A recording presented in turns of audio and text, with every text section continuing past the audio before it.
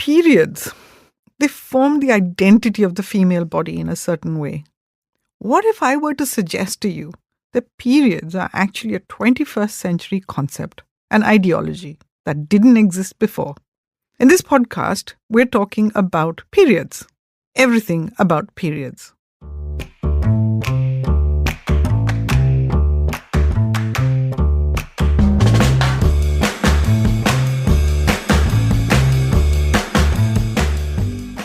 Hi, I'm Dr. Neelima Deshpande, and this is V for Vagina, the podcast that dispels myths and misunderstandings about the vagina and empowers women to embrace their sexual energy, vitality, and well-being. As I got off the bus, I felt my dress stick to my bum, and I turned around and my friend had a horrified look on her face. She said, "It's all red!" I was mortified. What was happening to me? Why didn't this stop? That morning, in the bathroom, I'd found my red underwear and quietly hid it at the bottom of the washing pile. I had no clue what was happening. At 9.5 years of age, I was experiencing something that none of the other kids in my class were. I'd had my first period. It was a surprise to my mother as well.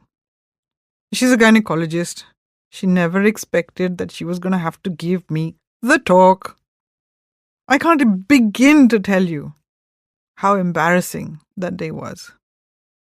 Scarred in my memory forever. And it wasn't until almost a year later I actually discovered what periods are.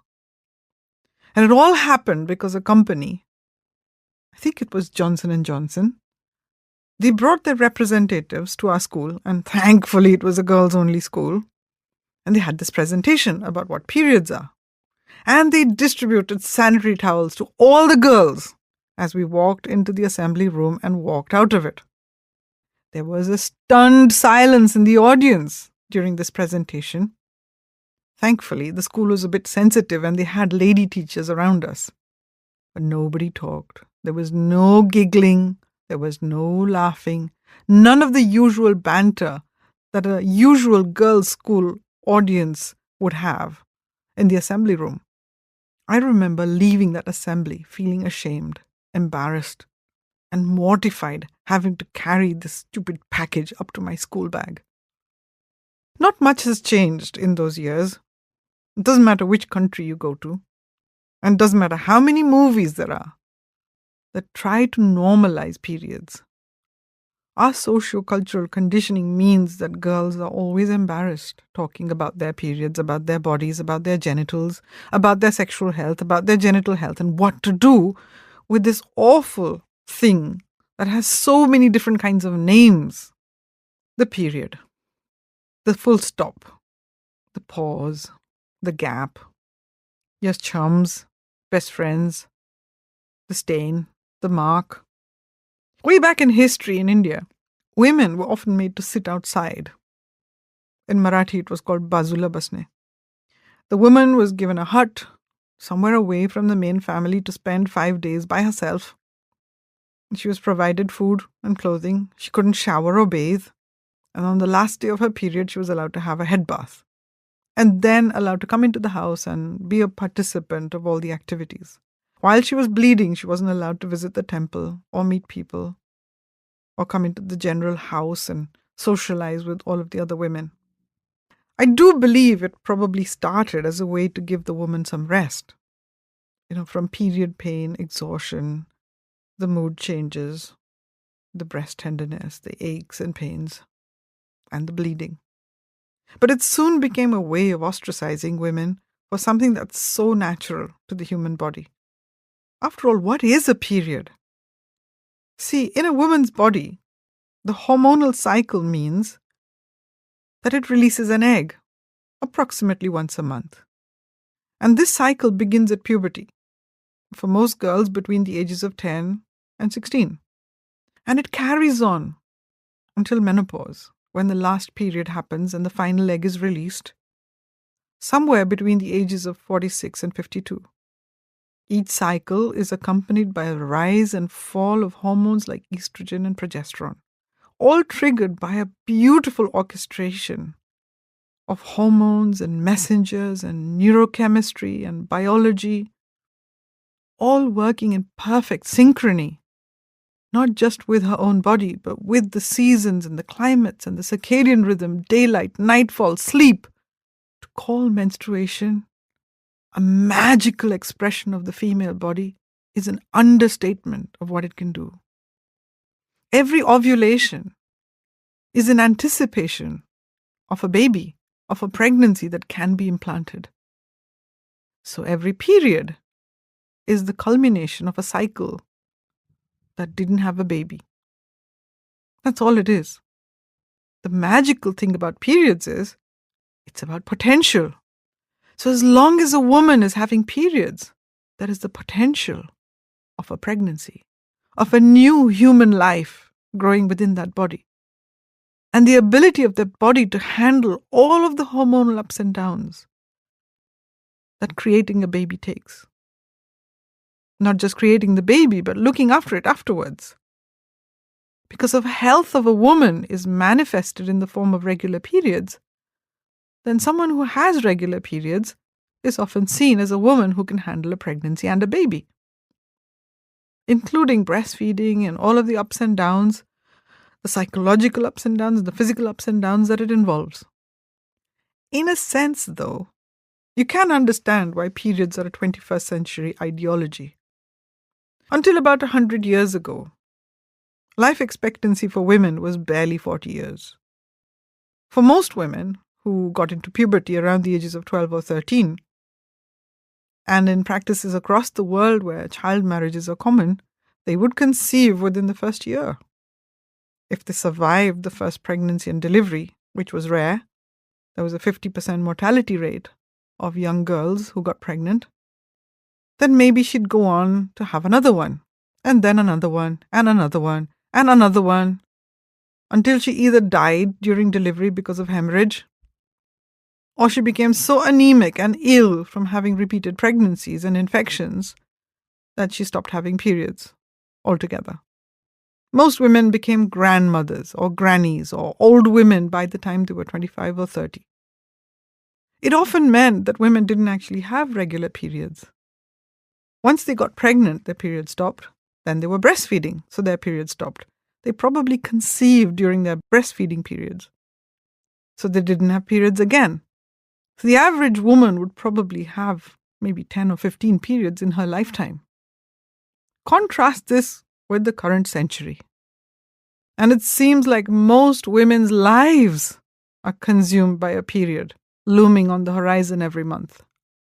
If you're a woman who has regular periods that are painless, not particularly heavy, very predictable, you're very lucky. If you knew that in countries like India, China, and some parts of Africa, heavy periods or even the start of periods means that a girl will stop going to school because the school doesn't have decent toilets, or it's coeducational, which means boys will tease her, or it means that her family doesn't trust her now that she's having periods. And so many girls are bereft of education simply because they have periods. Also take into consideration that many parts of the world don't have decent sanitary wear for girls or women going through periods. They don't have a system for disposal of sanitary wear. Many places don't have water to wash either the genitals or the cloths that women use to protect them from their menstrual blood flow. Unclean practices can then lead to infections. Periods are truly a conundrum globally. So periods do change naturally in a woman's body. The girl child born in the last decade has a life expectancy of approximately 80 years. 50 of those years will be spent anticipating, living, formulating, and caring for periods, interrupted maybe by 1 or 2 childbirths. So when do a woman's periods change? Naturally. The first is at puberty. The first few cycles don't have an egg release. It's just the human body finding a way to express itself as the ovary prepares to release eggs. Once ovulation starts, the periods start to become more regular and maybe a little bit more uncomfortable because of the biochemistry involved in the uterus. The second change comes with pregnancy. Once a pregnancy is implanted and the placenta starts forming, there are no periods. The third change comes with lactation. With regular breastfeeding day and night, the ovary becomes quiet and doesn't release eggs.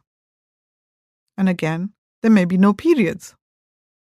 The final change happens at menopause, when all of the eggs in the ovary are exhausted. 12 months of no periods is a definition of menopause, a retrospective definition. Periods are not just a physical experience for women these days. They're a psychological experience and a financial experience. The physical experience of periods can be riddled with health issues like anemia, very heavy periods, especially in women these days who have fibroids or endometriosis or other hormone conditions, even thyroid dysfunction. Heavy periods can mean anemia, pain, feeling exhausted and tired, no motivation. And in young girls, this can affect their ability to go to school or college, engage with their studies, and really participate in life. Sometimes not getting a regular period can land a girl into trouble. I remember when we were in medical school, a young mother brought her daughter, a 16-year-old girl, with a big belly. They'd been thrown out of their village because she was suspected of having a fling with a local boy. And the mother accompanied the girl because she couldn't bear to see her daughter being thrown out and suffering all alone. Someone in the village told her, "Oh, take your daughter to this hospital and get her sorted out and at least live your life in that city." I remember looking at this young girl and the fear in her eyes about what we were going to do to her, and imagining myself at 16 and the sheer terror I would have felt. Turned out that this girl didn't have a pregnancy. She had a large ovarian cyst that distended her belly right from her xiphisternum to her pubes, making it look like a pregnancy. She ended up having surgery and a diagnosis and papers to prove that she hadn't been pregnant. In a sense, the story did end happily because she got to go back to her village and go back to her family, and she ended up going to school. But that episode scarred her for life. She moved to the city, and I remember meeting her a few years later. And she took up a job at a local institute and was living in a women's hostel, away from the piercing eyes of the villagers and her family. I don't think she'll ever go back to that village. I remember another young girl recently. She turned up with severe pain in her tummy. When we asked her, she hadn't had a period for almost 4 months. And we were really worried. What was wrong with her? Why was she in so much pain? And an ultrasound, which is so amazing these days because we have an ultrasound that's available at beck and call, showed an ovarian cyst that had twisted. It was full of blood. She ended up having surgery as well to remove that cyst that was twisted and gangrenous. She was in hospital for quite a while. Her story was a lot simpler because her tummy hadn't grown that big and nobody really suspected anything. She was back to school within 6 weeks. But the problem of no periods is worse when it's associated with a pregnancy. I remember this young girl who had an affair with her classmate, ended up getting pregnant, and was taken to the village quack to have a termination. Even in remote areas in countries like India today, many quacks perform procedures on young unsuspecting girls, even though abortions and terminations are legalized. She ended up coming to our tertiary hospitals very, very sick. Her uterus had been damaged, perforated in many places. She was anemic, in septicemia. We did everything we could. She didn't survive. We'll talk about terminations in another episode. But suffice to say, women are emotionally attached to their periods. whether they're planning a pregnancy or not. When the period doesn't come on time, she gets upset. Even if she's having a great physical and sexual life, she'll keep worrying until that period comes on time. The worst thing is, getting anxious and stressed out about periods can delay them. Certainly, I remember when I moved to Delhi to medical school and I was in the hostel, my period stopped for 3 months, just out of the stress of moving home and being in an alien environment. And I see it all the time with young girls who move away from home, are extremely stressed. They put on a lot of weight or they lose a lot of weight, over-exercising, hitting the gym too often. All of these can be reasons why periods don't come on time. Poor nutrition, thyroid dysfunction, polycystic ovaries are common reasons why periods don't come on time. As women get older, especially at menopause, heavy periods can really take a toll. Periods become frequent, unpredictable, can be very heavy and painful, especially if the woman has fibroids. Anemia and the symptoms of anemia can overlap with the symptoms of menopause. Tiredness, exhaustion, fatigue, breathlessness, just not feeling well, loss of libido, lack of interest, depression, anxiety, palpitations, body ache, your ankles swelling up, puffiness of the face. Unless the doctor is alert, sometimes anemia can be missed. I had a friend recently who booked a holiday in the Maldives. It was supposed to be a second honeymoon. The children had left home and her daughter had gone to America to study.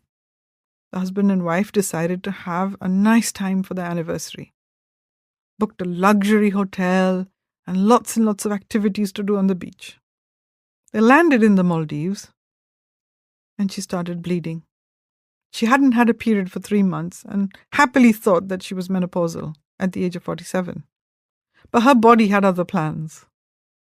By the time they found a doctor, got her medication, their holiday was finished.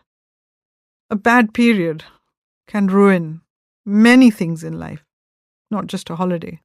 Women going through menopause can end up giving up their careers because of menopause symptoms, particularly heavy periods and pain.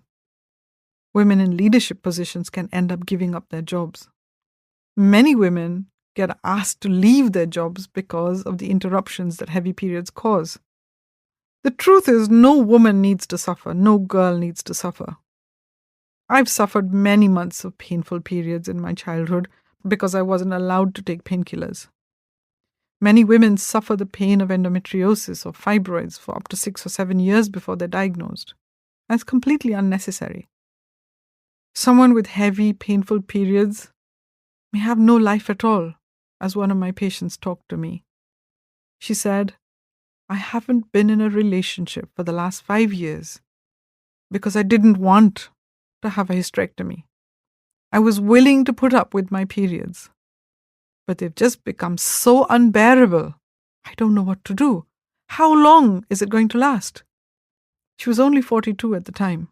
Theoretically, another 8 years at least before her period stopped. Many women are left in a conundrum with what to do. Should you compromise your life, your quality of life, the very living you have to do, because you don't want to take something or do something about these periods? And the truth is, nobody's giving you back these lost years. The longer the time you have to live with these periods, the less you're living your life. And I want to assure you there's so many solutions. And none of them need to be surgery unless you want it to be. There is a role for nutrition as well. There is a role for losing that belly fat, which I've talked about before. There is a role for getting your diabetes, high blood pressure, your fitness back on track. There is a role for removing all of those nasty peas in your environment that increase the level of estrogen in your blood and make your periods worse. You don't have to live the pain and discomfort that periods bring if you don't want to. At the same time, remember, the periods are not your problem. The periods are just a symptom that you've not been looking after your body. Any kind of medicines you take, they're only treating the symptoms of you not looking after your body. Regular, painless, predictable periods are a sign of good health, but they're also a modern ideology. Don't get hung up on socio-cultural norms of what periods should be like, or you should and shouldn't be able to do with your body. Have a chat with your doctor, get examined, get assessed, and put your quality of life first. Because this life that you're living every month with blood, pain, and tears isn't coming back. Thank you. Remember to like, subscribe, and share this podcast with whoever you think needs to hear it. If you'd like to talk to me one-on-one for a personal consultation, get in touch with me via my website, www.dr.neelima, Neelima, Deshpande, Deshpande.com. And you'll find a button there where you can click and book a slot with me. And I'll be sure to respond to any of your queries. Thank you. Disclaimer. This podcast is for general information purposes only. It does not constitute the practice of medicine, nursing, or other professional healthcare services, including the giving of medical advice. No doctor-patient relationship is formed. The use of this information and the materials linked to this podcast is at the user's or listener's own risk. The content on this podcast is not intended to be a substitute for professional medical advice, diagnosis, or treatment.